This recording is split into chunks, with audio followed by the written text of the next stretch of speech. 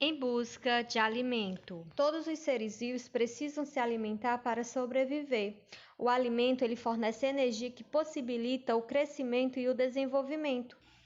Cada ser vivo tem a sua forma própria de conseguir alimento. Por esse motivo, eles podem ser produtores, consumidores e decompositores. Os seres produtores são aqueles que produzem o seu próprio alimento.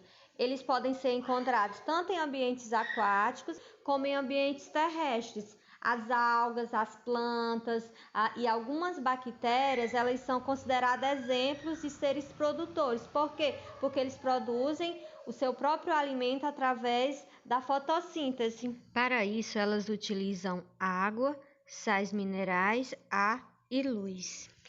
E os seres consumidores são aqueles que não produzem seu próprio alimento. No caso, os animais. Eles se alimentam de outros seres. Alguns buscam plantas, folhas e frutas, enquanto outros caçam presas menores. Os bichos que se alimentam de plantas são chamados de herbívoros e os que se alimentam de outros animais são chamados de carnívoros. Leiam comigo.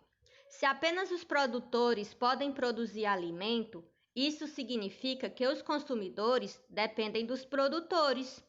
Nós também somos consumidores. Todos os alimentos vêm direta ou indiretamente das plantas. Será? Como o queijo que eu comi pode ter vindo das plantas? É fácil explicar. O queijo é feito com leite que veio de uma vaca que comeu capim. O capim é um vegetal produtor. O terceiro grupo é dos seres decompositores. Os seres decompositores são micro-organismos, exemplo, as bactérias e os fungos. Os seres decompositores se alimentam de seres que já morreram. Vejam um exemplo. Eles têm uma atividade essencial para o nosso planeta, que é a limpeza do ecossistema, pois ele provoca o apodrecimento da matéria de animais e plantas mortos. Se eles não existissem, o nosso mundo seria mais sujo e o nosso solo mais pobre.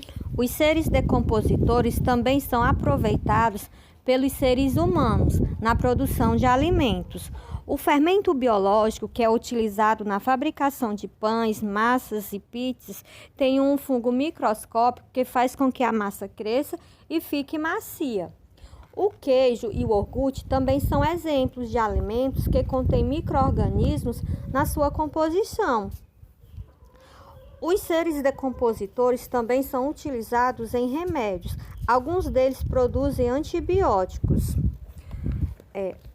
Os seres decompositores também estão na fabricação do combustível brasileiro, o etanol.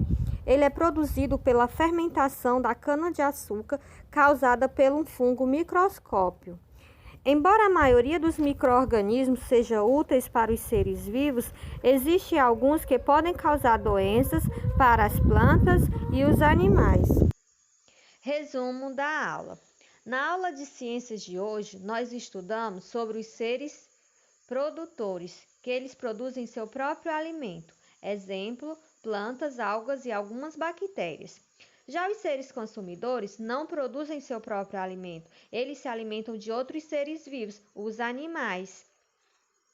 Os seres decompositores, eles se alimentam de matéria de animais e plantas mortos. Exemplo, fungos e bactérias. Atividade.